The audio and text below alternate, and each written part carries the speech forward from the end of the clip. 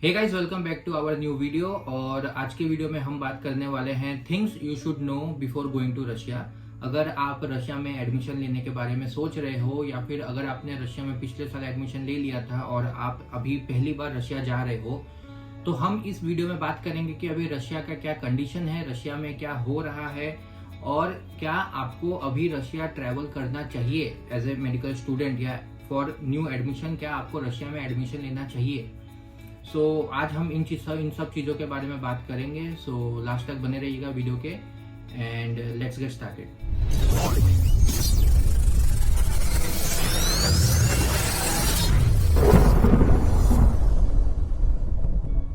तो सबसे पहले हम बात करते हैं रशिया के सेफ्टी के बारे में, क्योंकि बहुत सारे स्टूडेंट्स जो है वो ये सोच रहे हैं कि क्या अभी रशिया सेफ है जाने के लिए, रहने के लिए, इंटरनेशनल स्टूडेंट्स के लिए। तो मैं आपको ये बता दूं कि रशिया यूक्रेन का जो भी सिचुएशन है वो कम्प्लीटली यूक्रेनियन टेरिटरी पे, यूक्रेन के ईस्ट पोर्शन पे हो रहा है। रशिया में ऐसा कुछ भी अभी प्रॉब्लम नहीं है, रशिया कम्प्लीटली सेफ है, रशिया में कुछ भी मिलिट्री का ऑपरेशन नहीं हो रहा है। रशिया पहले, जब ये जो भी यूक्रेन और रशिया के बीच में जो भी चीज हुआ, उससे पहले रशिया जितना सेफ था अभी भी रशिया उतना ही सेफ है, क्योंकि वहां पर अभी भी बहुत सारे इंटरनेशनल स्टूडेंट्स हैं। जैसे 6th ईयर के इंटरनेशनल स्टूडेंट्स पे मेरे यूनिवर्सिटी के, मेरे सिटी में, और फिर दूसरे ऐसे बहुत सारे यूनिवर्सिटीज हैं जिन्होंने ऑनलाइन मोड ऑफ एजुकेशन बंद करके रखा है, कम्प्लीटली ऑफलाइन है। तो वहां पर जो भी स्टूडेंट्स रह रहे हैं वो कम्प्लीटली सेफ है। मेरा उनसे रेगुलरली बात होता है, कुछ ऐसे दोस्त भी मेरे बने हैं यूट्यूब के थ्रू जिनसे मेरा बात होता है कि वहां पर क्या हालत है। तो वो लोग बोलते हैं कि जो भी इकोनॉमिकल सिचुएशन है वो अलग है, लेकिन as a safety Russia is completely safe. Economy से याद आया, सेकेंड पॉइंट है हमारा इकोनॉमी। इकोनॉमी में क्या है कि आपको पता ही है कि अभी यूएसए ने सैंक्शंस लगाए हैं, visa card and master card Russia में बंद हो गया है।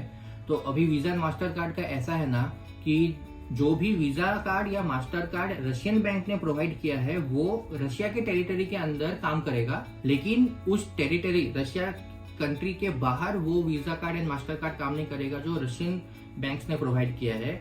और सेम चीज जो पूरे वर्ल्ड में जितने भी बैंक्स है उन्होंने जो भी visa card and master card provide किया है वो रशिया के अंदर, रशिया के एटीएम्स में ही चलेगा। तो बेसिकली रशिया को पूरा का पूरा बॉयकॉट कर दिया कि रशिया के अंदर जो वीजा कार्ड है, मास्टर कार्ड जो भी है वो यूज करते रहो रशिया के अंदर, लेकिन बाहर नहीं लेके आ सकते। और बाहर जो भी वीजा कार्ड, मास्टर कार्ड है वो बाहर यूज करो किसी भी कंट्री में, लेकिन तुम रशिया के अंदर लेके नहीं जा सकते।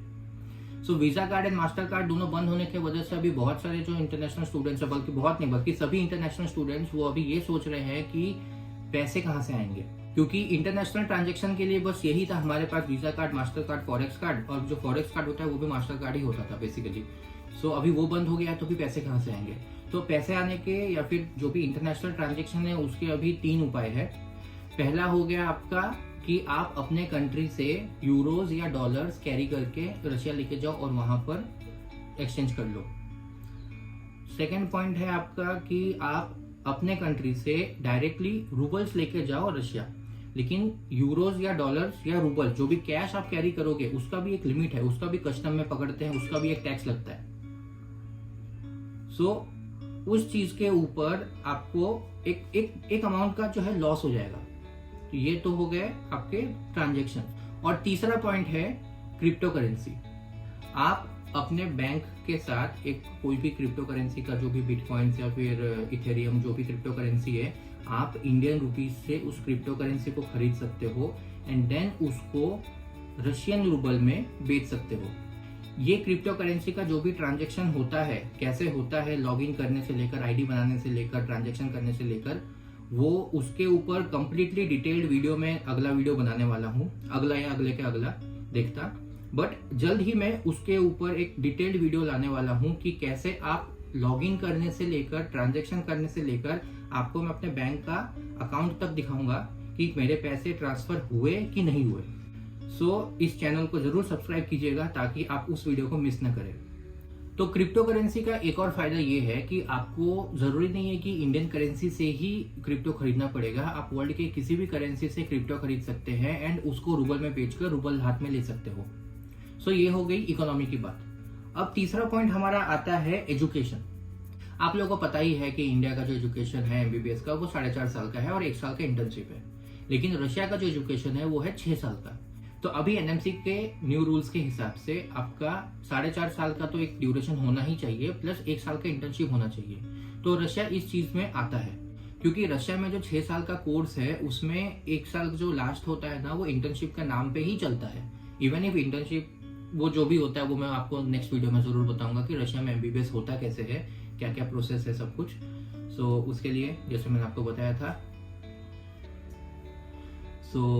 अभी जैसे बहुत सारे यूनिवर्सिटीज है जो कम्प्लीटली ऑनलाइन हो चुकी है, जैसे क्रीमिया फेडरेशन, या फिर बहुत सारी यूनिवर्सिटीज ऐसी है जो कम्प्लीटली ऑफलाइन है अभी भी, क्योंकि उनके हिसाब से रशिया सेफ है। मतलब रशिया सेफ है ऑब्वियसली, बट स्टिल लोगों को एक रहता है डर कि यार कुछ भी हो सकता है, लेकिन यूनिवर्सिटी ने मना कर दिया है। जैसे छुआ स्टेट मेडिकल यूनिवर्सिटी, और कुछ ऐसी यूनिवर्सिटीज हैं जिन्होंने ऑफलाइन ऑनलाइन दोनों मोड रखा है, जैसे वोल्गोग्राड स्टेट मेडिकल यूनिवर्सिटी।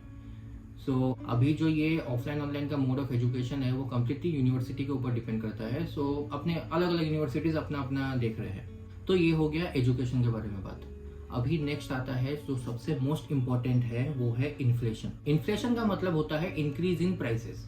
तो प्राइस इंक्रीज होने का आपको रीजन पता ही है कि रशिया यूक्रेन के बीच में जो भी कॉन्फ्लिक्ट हुआ है उसके वजह से अलग अलग कंट्रीज ने सैंक्शंस लगाए। बहुत सारे जो यूएस बेस्ड कंपनियां हैं उन्होंने अपने दुकानें बंद कर दी है। तो इसके वजह से जो प्राइसेस है वो अराउंड 1.5 to 2 टाइम्स जो है ज्यादा बढ़ चुके हैं as compared to previous times. तो प्राइसेस बढ़े हैं, लेकिन इतना भी हाई नहीं हुआ है कि वहां पर रहना मुश्किल हो जाएगा, क्योंकि पहले जो है एक्सपेंसेस अराउंड 15,000 से 18,000 रहना खाना पीना सब कुछ लेके 18,000 में हो जाता था। तो अभी मोस्ट प्रोबेबली 24,000 के आसपास हमें लगेगा अपना नॉर्मल डेली नीड्स कंप्लीट करने के लिए। एक्सपेंसेस के बारे में अगर आपको और जानना है तो हमने ऑलरेडी एक वीडियो बनाया है, आप जाकर उसे जरूर चेकआउट कर सकते हैं। और रही बात सैंक्शंस की या फिर जो आउटलेट्स बंद हो चुके हैं तो उससे एक्चुअल में क्या डेली लाइफ में इफेक्ट पड़ रहा है, इसके बारे में भी हम वीडियो जरूर जल्दी बनाने वाले हैं, क्योंकि हमारे संवाददाता बहुत ही जल्द रशिया जाने वाले हैं। तो वहां से आपको ग्राउंड जीरो लाइव रिपोर्टिंग होगा कि वहां पर एक्चुअल में अभी क्या कंडीशन है, या फिर वहां पर एक्चुअल में अभी प्राइसेस कितने हाई हुए हैं, रहना मुश्किल हुआ है कि नहीं हुआ है। उन सब चीजों के बारे में हम वीडियो बनाकर अगले कुछ दिनों में डालने वाले हैं। So don't forget to subscribe.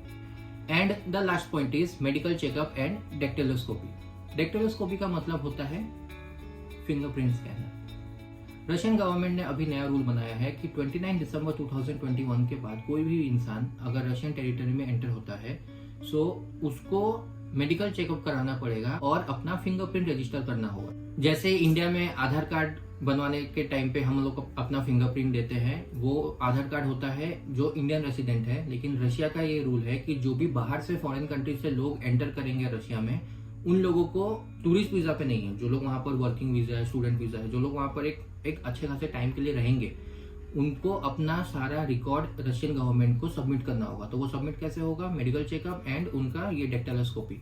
ये जो मेडिकल चेकअप और डेक्टिलोस्कोपी है ये कर रही है रशियन गवर्नमेंट, सेंट्रल गवर्नमेंट। और फिर यूनिवर्सिटी के तरफ से भी होता है हर साल मेडिकल चेकअप, वो अलग है। वो जब यूनिवर्सिटी ओपन होगा 1 सितंबर के बाद जब सेमेस्टर चालू होगा तब फिर हमको यूनिवर्सिटी से जाना पड़ता था, हर साल हम जाते थे, वो कंटिन्यू रहेगा। लेकिन ये एक नया है कि जब आप जब जाएंगे रशिया तो आपको ये मेडिकल चेकअप और डेक्टिलोस्कोपी पहुंचने के 15 दिन के अंदर ही आपको कंप्लीट करना पड़ेगा। तो ये चीज आप याद रखिएगा। तो आज के वीडियो के लिए बस इतना ही। एंड अगर आपने मेरा प्रीवियस वीडियो नहीं देखा है जहां पर हम कर रहे हैं गिव अवे, तो जरूर जाकर गिव अवे में पार्टिसिपेट कीजिए। आई होप आपको ये वीडियो से कुछ थोड़ा बहुत इन्फॉर्मेशन मिला होगा जो आपके लिए हेल्पफुल होगा। अगर आपको ये वीडियो पसंद आया तो जरूर इस वीडियो को लाइक कीजिएगा, इस चैनल को सब्सक्राइब कीजिएगा। मैं आपको मिलता हूँ एक दूसरे वीडियो में किसी नए टॉपिक के साथ। तब तक के लिए 10 विदाइयां।